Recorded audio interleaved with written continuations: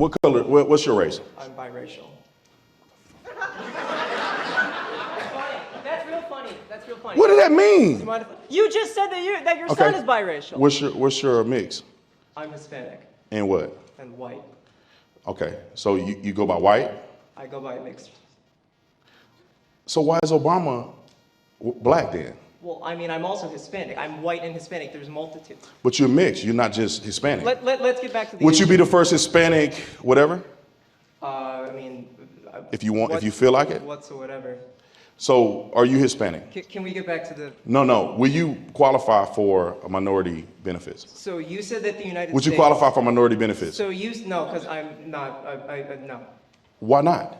Okay, so you're Hispanic. So you said that the United States is not a racist country. However, the dominant social order imposes that white has to be pure, which you acknowledge comes from the United States. You are perpetuating that, not me. But we're not a racist country, like you said.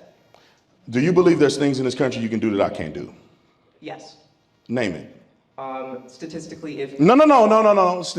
You can do that I can't do. Oh, well, then nothing. However, we kind of are dealing with lots of numbers and people. If we were both owning houses in a similar neighborhood and I tried to sell my house and you tried to sell your house, my house would statistically be valued higher than yours. That's a theory. Because I have lighter skin than you. What house do you live in? Because I have lighter skin than you. How do you conclude that due to the fact that, I don't know what the stat is, but I'm assuming he's saying that white people, if they sell a house in the same area as a black person, they would sell their house at a better price than the black people. So based off of that, his conclusion is that due to that being the stats, that means it's because of racism. How do you know it's because of racism? There could be a variety of factors that play into the fact that maybe white people are in those areas negotiate better than the black people in those areas. It might be that. There's other factors. There'll be a variety of factors. That's just one I just named, but there could be a variety of factors that will come into the reason as to why we see the stats showing that they do better in terms of selling their houses. And it might not be racism. Than you. How big is your house? I'm sorry? How big is your house? I have no comments on that. That's not important. That's a non sequitur. It's not.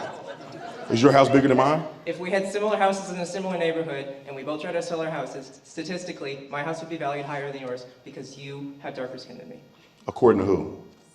I'm sorry? According to who? The skin color or? If you were working at a bank and you were giving out loans, would you give out a loan to a white man and not a black man?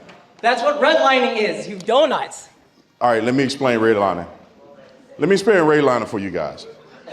I was trying to make a point there. It was kind of comical. However, this is a really good book for you to read as well. Thomas Sowell wrote a book called Discrimination and Disparities, right?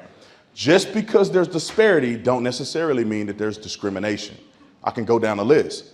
Do you think that school districts are discriminating against men? No, they're not. And that's exactly what I was speaking on. Just because there's a disparity within a racial group does not mean it is racism. As I said, there can be a variety of factors that play into the fact that this race does better than the other race. And it might not be racism. There's a variety of factors that come into play. But for some reason, they seem to go to racism, the liberals, for some reason. Women just decide to work in schools more so than men do. Do you think that the NFL is discriminating against white men? No, it isn't. Just so happened that black people athleticism plays a role in black people playing in sports in the NFL. That does not mean because there's a disparity that there's discrimination. Now, redlining. I did my research on redlining. There is no unequivocal proof that the reason why loans were given or not given is just because people were black. So in theory, this is pretty much what it's supposed to be. That certain areas in our country, banks would not allow or they would not give certain loans to certain areas, right? Because of multitude of reasons. Whether it's a dangerous area, they wouldn't give mortgages to dangerous areas that are run down, all of the above. And just so happened in some of these areas, they were minority areas. Now, people take that and say the banks were racist. But if you look at the institutions, the bank institutions, if they had higher qualifications or unrealistic qualifications for black people, unlike white people, then you would see that the rate of not being able to pay your loan, right? If the defaulting on your loan and different things like that, you would see it being higher amongst whites and not blacks if they had extra qualifications for blacks. And that's not what happened. Now, I don't know if it was racist or not. I don't believe that it was because I don't believe there's a correlation. Look at the black banks and look at the white banks. Black banks rejected black people at the same rate or higher than white banks did. Where's the correlation? You know, where's the outcry on that? And so moving forward, the idea from one side says that they only did this because they were black. On another side, they had ramifications for people not taking care of their communities, not having good credit and the like. So you have the two factions that have a difference of opinion. And you go to move forward and you say, how does redlining affect black people today? You know, I grew up in a black neighborhood, and many people who talk about this subject have never lived in a black neighborhood. It's not about redlining that I saw or anything that had anything to do with the government, the reason why black communities were suffering so much. It was culture and personal responsibility. There's no law. And that's true. And it's the same even with where I live. It's not to do with the system or systematic racism. It's to do with the culture and the responsibilities and the characters of people or of the black community. People want to point the fingers at everyone else other than themselves. And it's very easy, as I've said in previous videos, to do that. It's very easy to point your finger at other people. It's very easy to do that. It's very hard to take accountability for the actions that you take. It's very hard to do that. And of course, people want to take the easier option, which is pointing the fingers rather than looking at their own inadequacy. That makes you not graduate from high school. That's a personal decision. There's no government law that thrusts you into selling drugs in your community. That's a personal decision. Unfortunately, black people, in my opinion, in these inner cities have adopted this culture that's destructive. And this has really no relevance. Now, let me give you an example of how I think that the overcorrection of what they call redlining, and this is what they do every time, caused the crash of the market. Because in, I guess, protests to redlining, they now gave non-discriminate loans to people who did not qualify. And what happened? We had a whole crash of the system. Black people were not defaulting on their loans at a higher rate than we've ever seen in history. And that's because they focus on race, and we should be focusing on results. If you don't have a high credit score, you should not be able to get a particular loan. There's a lot of other things that are factored into this. Larry Elder wrote a really good piece. Tommy Sowell obviously wrote a really good piece. They both are very similar in their thought process here.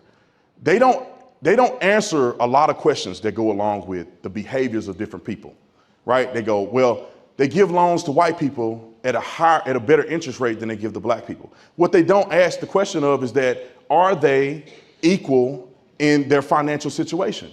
If you look, these people just speak about equality, and let's just give equal rate. The human beings in America, whether it be you live in America or even in the UK, even amongst men, no one is equal. Even amongst the same race, no one is equal.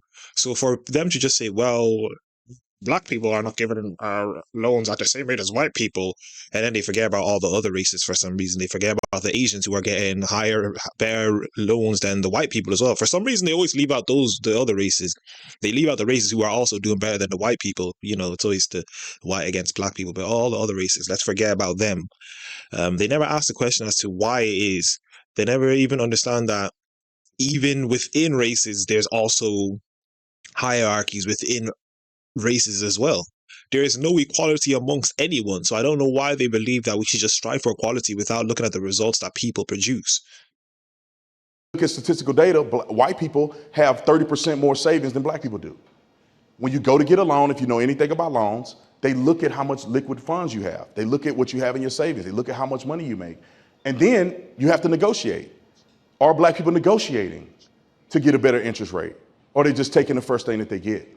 All of these things are questions that need to be answered before you articulate that redlining is the problem and the banks are discriminating against black folks. Yeah, that was another video. If you enjoyed the video, like the video as much as possible. Comment down below. Let's get a discussion going down below. I'll reply to as many comments as possible. Follow me on Instagram and Twitter at YinkaThatGuy. And I am out.